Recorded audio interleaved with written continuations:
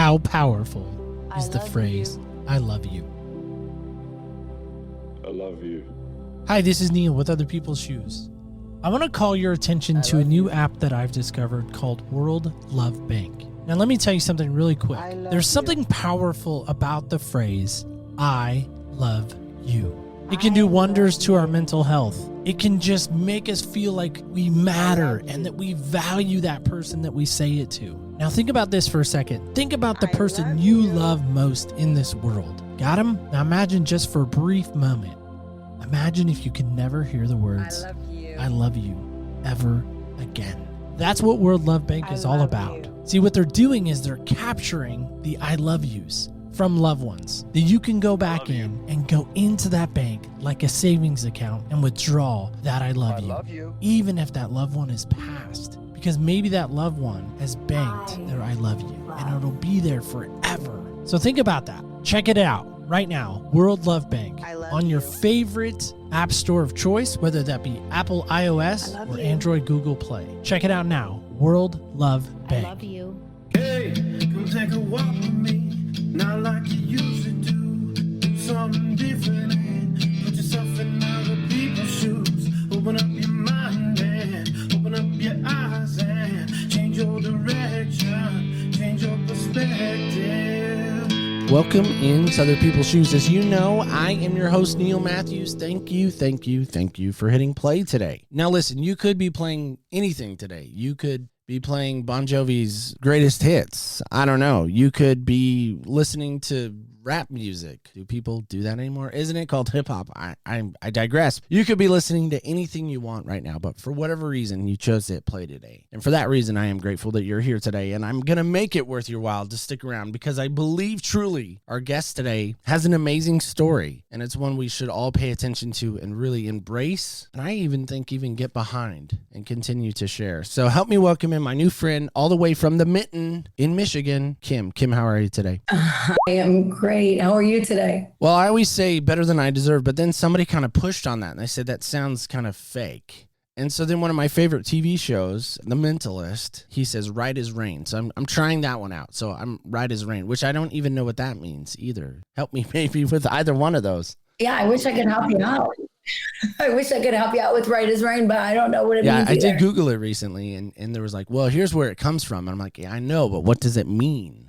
Google failed us or failed me. I don't know.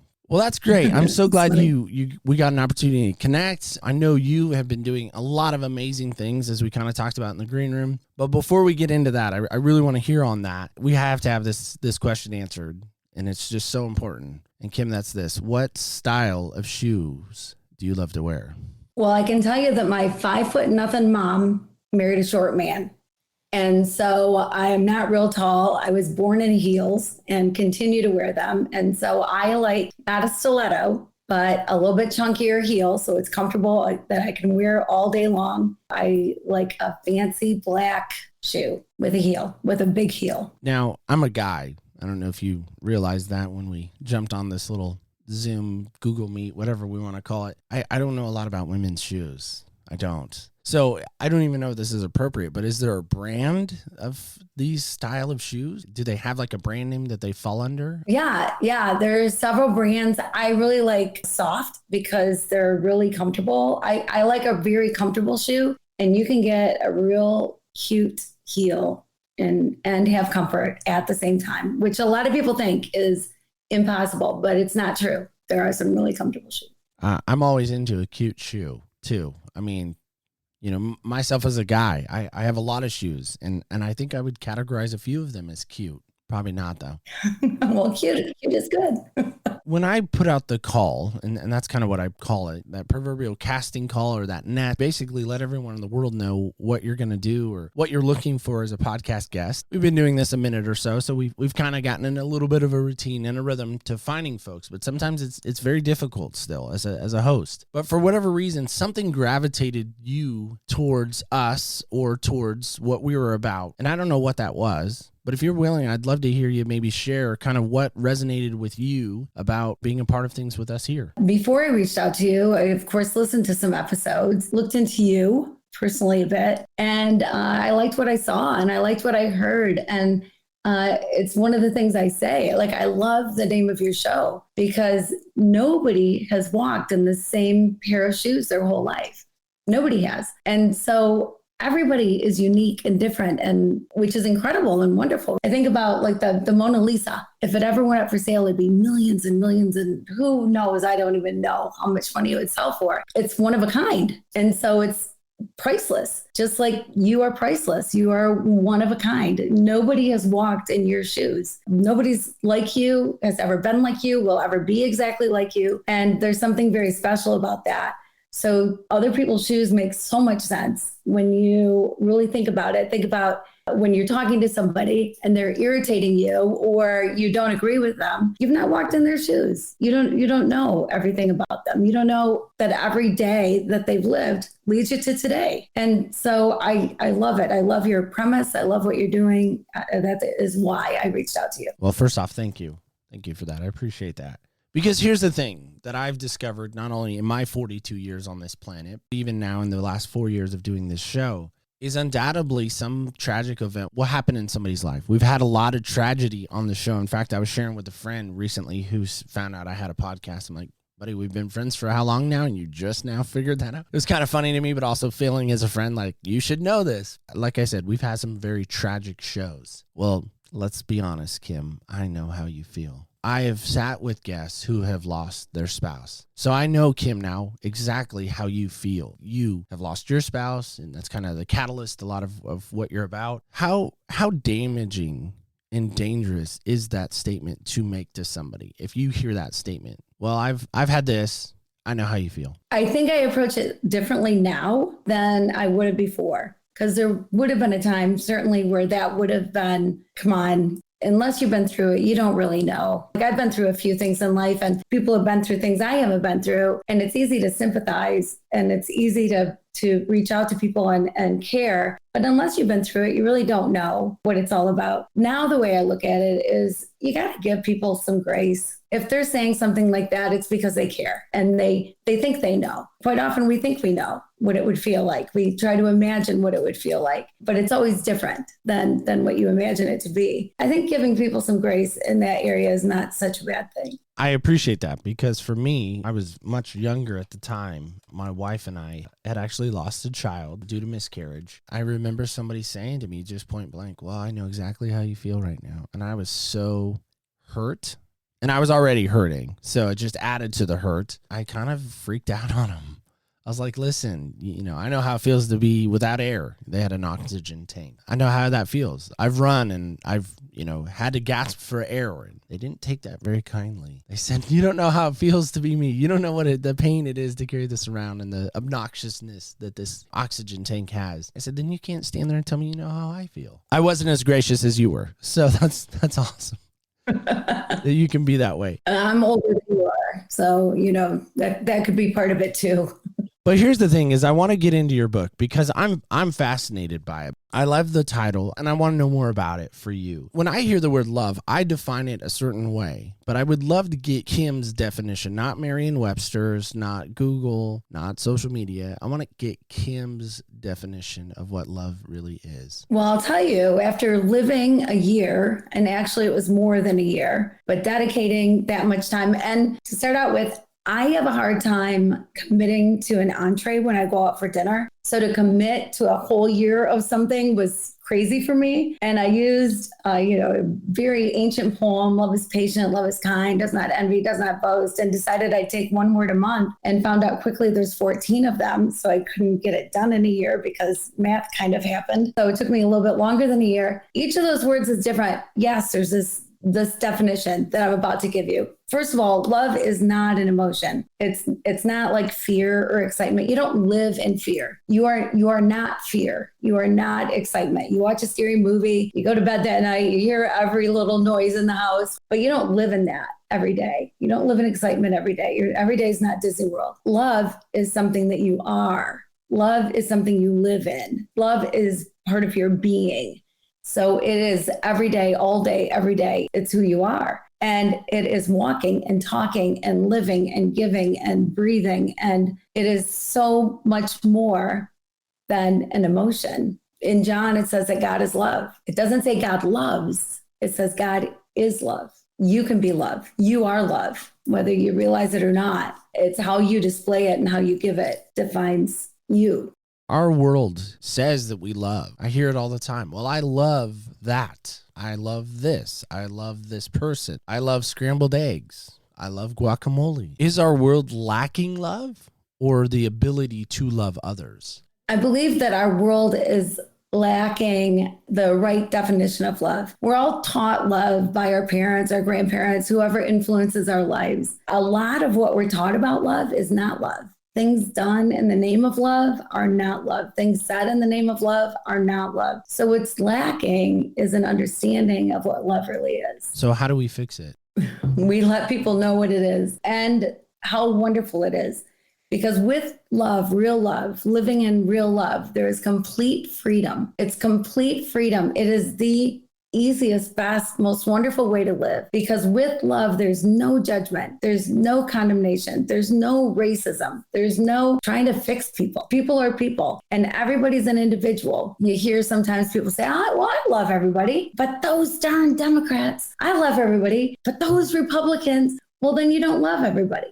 Then you don't love everybody. And when you start labeling people instead of looking at people as individuals, but you put whatever label on them you want to put on them, and sometimes more than one label. And if that label has a negative connotation to you, then you make assumptions about people that you shouldn't make, because we are all individuals and we all have names. And that should be our label, is our name. Well, if I was getting into the deeper root of society right now, which I think we can, especially, again, I'm 42, as I mentioned. I got a 15-year-old just down the hall. She's going to be growing up in a very different world than I was even a part of when I was 15. Gosh, when I was 15, it was 1995. We didn't even know Facebook was, or Instagram, or Twitter, or any of these things were. I don't even think we really knew what the internet and Google was. I think she's going to grow up in a society and a world that is going to basically redefine what love is. And right now is in a battle of trying to kind of redefine what love is. Is there any way we can really get a true definition of what love is in your mind? Absolutely. I learned so much about love. I learned what it is and what it's not. There is a definition of love. It's just one that has remained hidden from us in so many ways, or one that we didn't want to admit is true, I guess. There's myths surrounding love. You go to marriage counseling, and of course, love is between people, whether you're married to them or you're parenting them or they're your next door neighbor, you meet them in the grocery store, just love everybody. But we're told love is a two-way street, or a number is put to love. Well, it's got to be 50-50. It's got to be 100-100. Love is not a two-way street. Love is not a transaction. If I give you money and you give me a pair of jeans, that's a transaction. If I give you love to get love in return, that's a transaction. That is not love. Love loves, period. When you have kids, so you have this 15-year-old who you brought home from the hospital at one point in time. And when you did, you had total control of this child. So you decided when the baby ate, when the baby got a bath, when you put the baby in the crib, when you moved the baby to a chair, you had total control. Then 6, 7, 8 months later, all of a sudden, all the Tupperware is all over the kitchen floor and pots and pans are banging everywhere. You realize that you have lost total control and you never get it back again. We don't control anybody but ourselves. We are the only ones that we control. So we do not control how other people live love. We don't control that. So we don't control the love that comes back to us. We have no control over that. We control the love that we give. Love is wonderful in a way. Typically, most of the time when you give love, you do get love in return. If you're giving love to get love, you're going to be disappointed. You're going to be heartbroken. You're going to be miserable. You don't give to get. You just give love, period. Yeah, I love that idea. And I think, sadly, it is truly just an idea for some. I love the fact that you kind of relate it back to transactional. You would do this if you loved me. You would spend time with me if you loved me. If you really loved me, you'd stop doing that annoying thing that you always do. Yeah, people say that, but that's not love. Right. So we mentioned your book. Why write the book? Why do you feel like our world, our society needed this book of yours? A few years ago, I was diagnosed with breast cancer. And 4 months later, my husband of almost 29 years was diagnosed with pancreatic cancer. And he passed away 6 weeks after that. I had this whole new life. We were going to be these old people rocking someday in our 90s on a front porch, drinking lemonade and smiling at each other, or whatever it is that people do in their 90s, rocking on the front porch. And all of a sudden at 47 years old, I was alone and I had to redefine my life. And so it made me question a lot of things, but it really made me question what I knew about love. And I loved my husband. We had a great relationship, but I wanted to know, what is love really? And am I doing it right? There always seems to be this mystery around love. It's defined different ways by different people, undefined. People don't know exactly what love is, even with all the songs written about it and movies. Nicholas Sparks and Ed Sheeran decided I'd go on this journey and figure it out because I wanted to know for myself. And I thought if I ever wrote a book, it didn't matter. If I wrote a book and people never read it, it didn't matter. I was going to do this thing. I needed to do this for me. But then because it was so incredible and I learned so much that I couldn't keep it to myself. I have to share it. I think there are events in our lives that change us forever, that leave a mark, that leave this imprint. And so obviously I would imagine that left quite the mark, quite the impact, quite the imprint. I can't even imagine my world without my spouse. Again, I compliment you and applaud your ability to even be up in the world, be writing books. Because I don't think I would. I think I would have completely shut down and become a hermit or homeless or who knows what. And I'm being a little bit funny, but kind of serious. I think I would just shut down. How are you able to find the strength to continue to move forward and to go forward? Well, my husband was a great guy, steady Eddie, incredible man. He was pessimistic and I'm optimistic, although he would say that he was a realist and that I live in la la land. But he was this great guy. He was this wonderful guy. Different people grieve differently and handle things differently. There seems to be this thing that can happen with people that when they lose somebody, they feel like they're being disrespectful if they live again, if they laugh again. They're not showing the right kind of honor to the person that they lost. And I just think that the opposite is true. I think the best thing I can do to honor my husband is to live and laugh and be part of a world that hopefully is changing for the better or try to help the world change for the better and help people. That's why. I mean, I just think the greatest thing you can do, probably the greatest thing you can do for grief is service. When you're down in that low spot, if you get outside yourself and you can help other people, you can reach out to other people. I mean, I was in Haiti doing this. Haiti needs a lot of help. There's a lot of people in Haiti that need a lot of help. The poverty is thick there. It's the poorest country in the Western Hemisphere. Giving of yourself can put you in a whole different place and get you out of the pit of despair. We love Haiti here at the show. We actually had a lady come on, Linda, who is really big in Haiti. She started some orphanages, some hospitals, and she's done a lot of amazing things in Haiti. But I always wonder about that for folks because when they hear other countries, they think, and they get very selfish, let me tell you, very American mindset. Well, that's great that Haiti has all of this issues and problems. But come on, right down here on Main Street, we got JoJo and his family that are trying to figure out how to pay their power bill. Why do we care about Haiti? Why should we care about Haiti? I ask you that, Kim. People are people all over the world.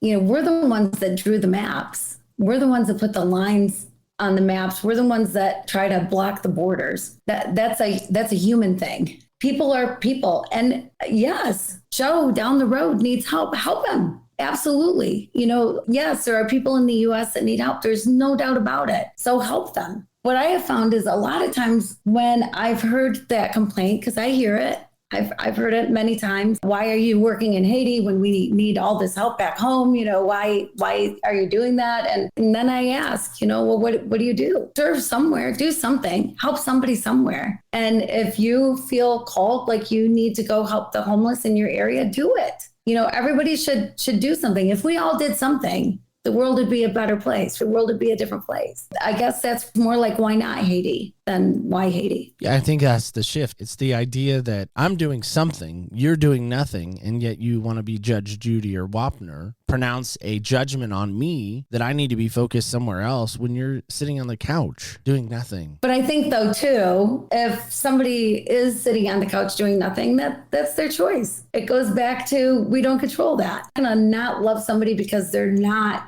serving somewhere. Like everybody has their own path. Everybody gets to do their own thing and have their own opinion. Like people can believe that as Americans, we shouldn't be abroad helping other people. There's a lot of helping that hurts. It can be easy to sit in judgment of that. Love would say, no, nope, don't judge it. People can have their own opinion. If that's their opinion, you can have a conversation about it, but it should just be a conversation. Love takes things that would be confrontations and makes them conversations. If somebody right now is listening and they've lived in a life of love being transactional, how on earth does someone break away from that type of loving, we'll say? Well, I had this thing that happened to me many years ago. I got married young. I had a couple babies. I was just going crazy because it's so much work. I was doing all the housework. I was doing all the cooking, all the cleaning, all the laundry, the mountain of laundry that never seems to end, changing every diaper. And my husband would come home from work, put his feet up, wander over to the dinner table when I got dinner on the table. He'd eat, go back to the couch, maybe take a nap, watch some TV. And I started looking at him as a paycheck. I wasn't looking at him anymore as that man that I fell in love with and married. I was just looking at him as this guy that added to the laundry pile. And I started thinking, well, why do I need him? Why am I doing this? What am I getting out of this? He might as well just move out. It'd be easier. It'd be better for me. But then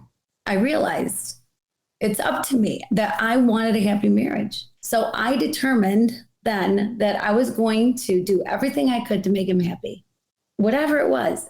So I'd go to the grocery store, I'd buy his favorite treat, I'd make his favorite dinner, write a little note before work, whatever it was to make him happy. And I didn't put a time limit on it. I didn't say, I'm going to do this for 6 weeks and doggone, if that guy doesn't respond, then he's out of here. I'm done with this. I just decided I would do it. And everything changed. Sure enough, he responded to that. Because love does that. Love responds to love. More so, I think, my heart changed. My heart changed to him. The way I loved him changed. My heart softened and I saw him in a whole different way, appreciated him in a whole different way because love was no longer transactional to me. I think maybe that's how there's so much of love that I've had to practice. I've had to unlearn some things, relearn some things, and some of it has taken a lot of practice because it wasn't natural. Some things you just have to practice. And when you catch yourself saying things like, oh my gosh, I loved him before he put the dirty underwear on the bathroom floor, then catch yourself and go, okay, I love him. I love him. My love that I live is for him as a person, not the little things that he does that annoy me. Those things shouldn't even bother you. Yes, you don't want him to leave his laundry around, of course, whatever. But those are things you talk about and hopefully change. But you're not going to change him. And that's who you love. You love the person. Wow. That's incredible to think about. I'm trying to get around this, and it's just so profound to think about, to say that you had to unlearn something. I hear very few people saying nowadays, I had to unlearn something. I know I'm guilty of this. I have my way.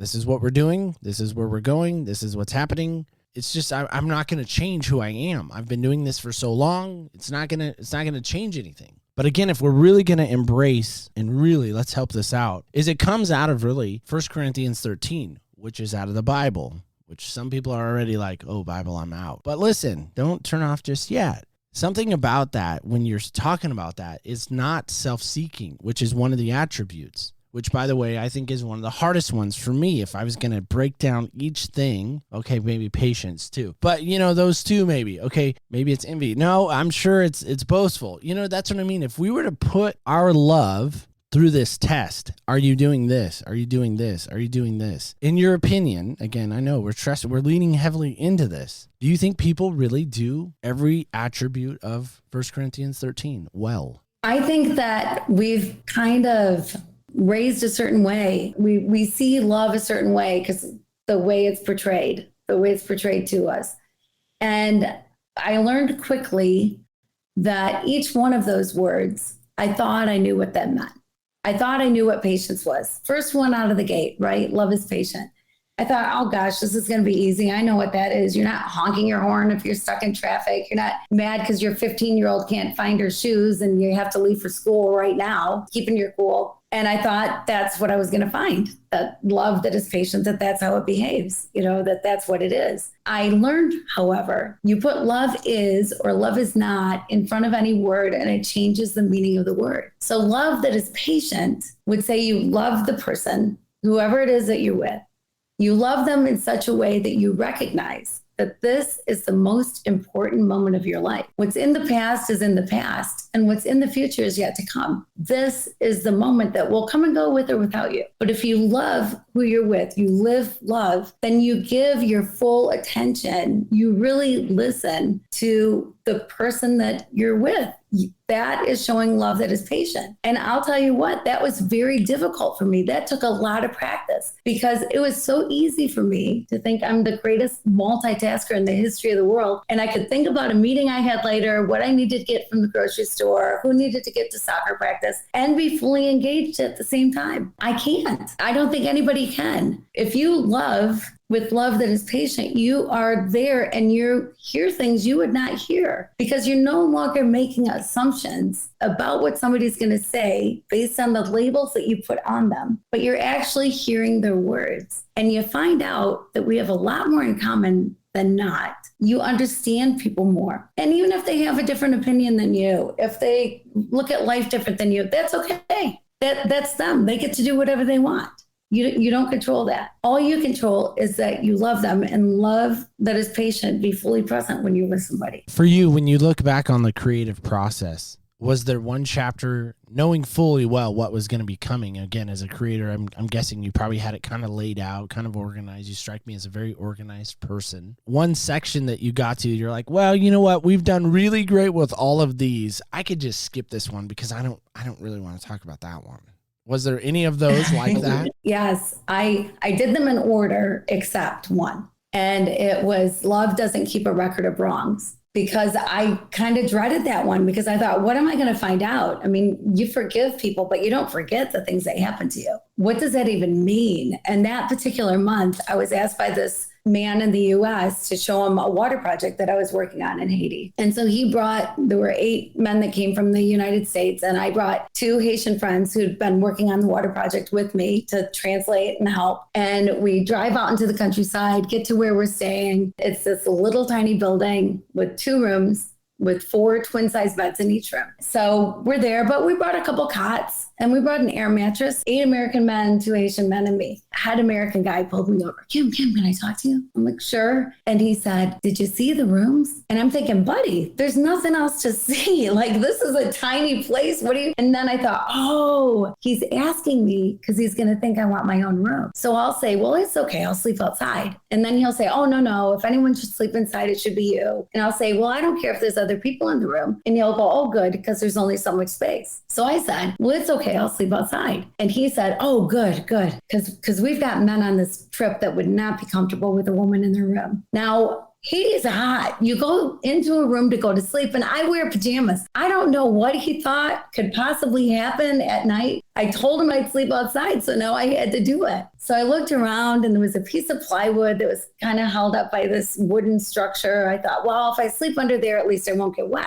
So first night, I blew up the air mattress. It held air for about an hour, and then I'm sleeping on gravel, or laying on gravel, I should say. And it was so loud because dogs were barking and horns were honking. And finally, that died down sometime after midnight. And then about 2 a.m., the voodoo drum started in the distance. And then that went for a couple hours. And then finally, I was able to doze off and get a little bit of sleep. But I was afraid. I was scared to death because there are tarantulas and there are snakes and there are chupacabras or whatever it is lurking in the bushes of Haiti. And I thought, if I get attacked by something in the middle of the night, are they going to be able to airlift me to Miami in time? Does Haiti have the anti-venom to whatever is going to take off my leg? I just was afraid. I was nervous. And so the first night, came and went without incident. Second night, same thing. I'm sleeping on gravel, the dogs, the horns, the voodoo drums. Finally, I'm asleep, but I woke up because there was something on my leg. And I was so afraid. I didn't know what to do. I didn't want to jerk. And so I slowly lifted my head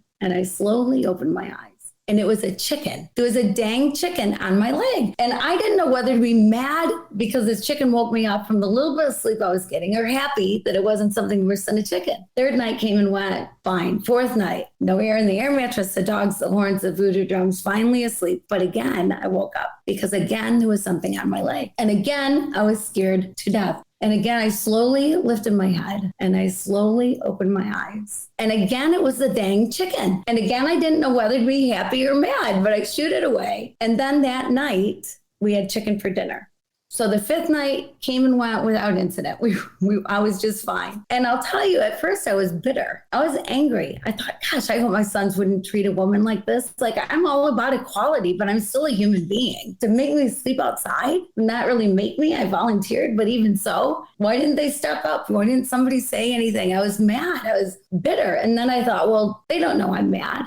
And bitterness only hurts me. So why would I be bitter? But then it hit me over the head, like it did every month, the true meaning of what I was seeking. Love doesn't keep record of wrongs. This happened to me, but love changes the narrative. So instead of these rotten guys that did this rotten thing to me, now it's just this funny story, this thing that happened, and I could literally sleep anywhere in the world and be perfectly comfortable. So love changes the tone of the story because we pick the tone. We choose that. We choose the narrative. So that's what love does. Love that doesn't keep record of wrong just changes the narrative. I applaud you because there's no way I'm sleeping outside. There's just not. No way. No.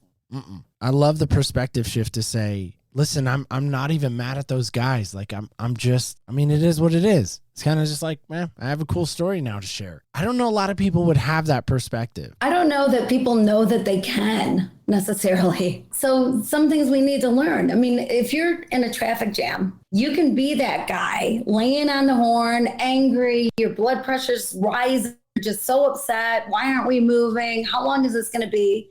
Or you can be the guy in the next car that's going, we're stuck in traffic. There's nothing I can do about it. I have no control over it. I'll look for a good podcast. How about Other People's Shoes? Let me listen to that for a while. And so you get to pick. You pick your response to things. And you have permission to pick your response to things. Well, and again, I think even going back to your situation with your husband, I had a very dear friend years ago, and it's been many years now. He was actually a big USC fan of all things, and his name was Bill Haas. But his wife, Cheryl, graciously gave my wife and I a Subaru Legacy, 1990, and it had 43,000 miles on it. The only catch was it was a stick, which my wife and I both did not drive a manual transmission in those days, so we had to learn real quick. But he was so gracious. He gave us this car and then ended up about 3 months later dying of pancreatic cancer. Just like that. It was like I saw him one Sunday, and then the next Sunday it was almost like he was gone. And to this day, I kind of always have a little bit of a bond with USC because of him. But I say that because his wife, Cheryl, didn't stop living, much like you. She was a nurse. She kept helping and healing people through her nursing skills. She didn't go just, hide in a hole. She continued to live. And I think, again, it's a choice to continue to do that. But I would even say there's few that want to make that choice. And I think that's sad. Yes. Yeah. But it's up to them. If that's the way they think that they should live, then that's the way they should live. I couldn't do it. I didn't want to do it, but I'm me. I've walked in my shoes. Who knows what other hurt has gone on with somebody? Who knows? Whatever. But that goes back to permission too, I think, that people need to know it's okay to live again. You're not dishonoring anybody by laughing again. And yes, cry. I mean, my gosh, sometimes I still have those days that I just want to stay in bed and cry. I miss him. And if I could do something about it, I would. If I could bring him back, I'd do it in a heartbeat. I don't have that choice. I don't have that control, but I get to choose how I live.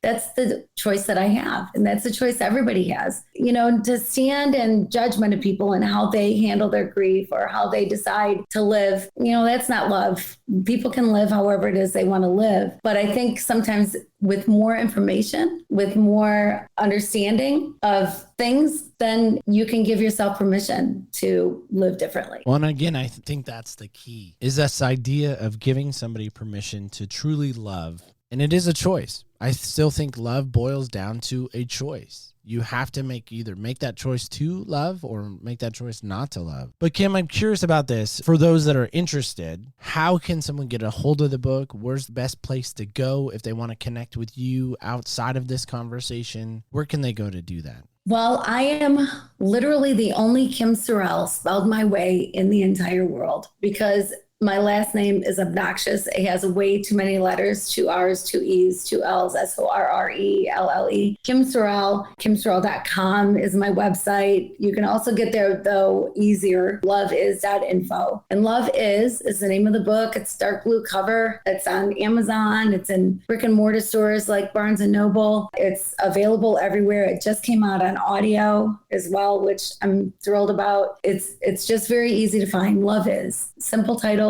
and easy to find. And I'm easy to find. I love hearing from people. I love helping people. It's been amazing. Like couples that have gotten a hold of me that told me that their marriage has changed and they were about to walk and not anymore. And families that were estranged that are back together and just people changing their perspective on what love really is. And it changes your life when you find out some of these things. In your mind, who should be our example of love? If we were going to model or mimic or imitate, who should that person be? Well, as a Christian, I can tell you that I look at the life of Jesus, who lived love. Like he was a true demonstration of love. But we've had other people along the way too. You know, Gandhi was all about peace and love and walked in love. And if you think about people that you are drawn to, people that maybe you even behave a little differently around because you feel their presence in a different way, a lot of times it's because those people understand it and they're actually living it. They're living in love. There are some great examples out there. Yeah, because I think so many times it helps to have that person that we can kind of look to and say, okay, well, how are they doing it? Let me go see if I can kind of figure out their system or their way of doing things. And sometimes it's kind of nice to be able to have that example of a person for sure. Now you said this, I did not. I just want the record to show. You said you're a little older than I am. You said that, right? Just to be clear. Yeah. And again, I don't know, maybe I'm saying this as delicately as I can, in your older age, you forgot one place that the book is also available and going to be at. And that's okay. Because again, you're a little older. It's fine. So we're going to put it at opspodcast.com. Also is a great place. People can go look for it there. So if it's easier, you can go there. If you don't want to search on Amazon or all these other places, which is cool. I mean, Kim has great resources there too at her place. We'll put it both places. So in case you forget. All right. Well, Kim, let's get on to some silliness. If you're open to that, are you okay with some silliness? You sound so excited about silliness. I love some silliness, so have at it. We never really settled on this. Are you a Michigan fan? Are you a Spartans fan? Are you a Chippewa? I don't even know. Now I'm just making up Michigan like sounding names. Yeah. Well, the Chips up in central Michigan, Mount Pleasant. Yes. So no, green and white runs through my veins. So I went to Michigan State. I'm a Michigan State fan all the way. So we're not going to talk about anything in Ann Arbor. We got to stick with East Lansing. Right? Is that accurate? Okay. There was a guy that went through there named Magic Johnson. I don't know if anybody knows him, but he was there. But anyway, Michigan State played a little team that not a lot of people know about. They played this little team called North Carolina. And we actually beat you, not you, but Michigan State at Ford Field, kind of in Michigan's backyard almost. Like we went to your backyard and was like, hey, what's up? And then beat you in the national championship. Sure, you're just a big diehard sports fan too, aren't you? Yeah, well, I played 3 sports in high school and I coached basketball for 25 years. I coached varsity volleyball for 17 years. So yeah, I am a sports fan. Definitely a sports fan. So you're a big Tom Izzo fan. I like Tom. I think Tom's done a good job over there. Tom has done a great job. I do respect him more than that guy that retired last year, which we'll not name his name because I don't like to say it. But anyway, back to you. So senseless is this. We have 5 random questions that involve our senses, and then 6th is the wild card. So I'm going to roll for you in this amazing North Carolina Cup. Could have actually borrowed my buddy's Michigan State Cup because he too is a Sparty. So you got number 4, and it is a light blue 4 in case you're wondering. So this is fun. I feel like the die almost knows what we've been talking about, and that's this question. It says, when you hear this sound, it always makes you smile. children laughing. I mean, maybe it's obvious, but why? There's just something so pure and innocent about children laughing. Like, I think children never fake it. They just are who they are. I got to be pretty funny with my grandkids to make them laugh out loud. It takes some work. I bubble up with joy when I hear them laugh. Would you say you love doing that? I would say I love doing that, yes.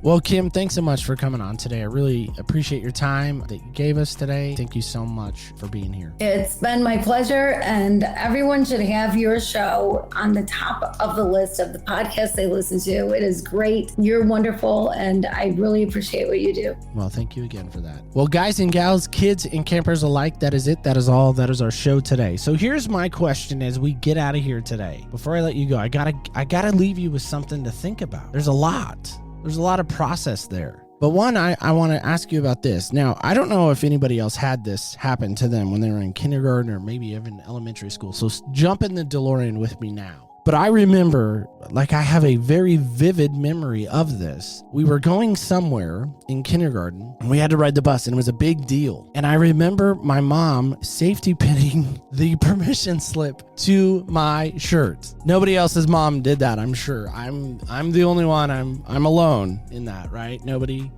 No one. I lost things quite often, so maybe that's why it was safety pinned in her defense. But I'm wondering about this. Do you have a permission slip to love someone? Has that been filled out? Has that been in any way safety pinned to you? Or maybe you're just like, you know what, Neil, I want to miss that field trip of loving people.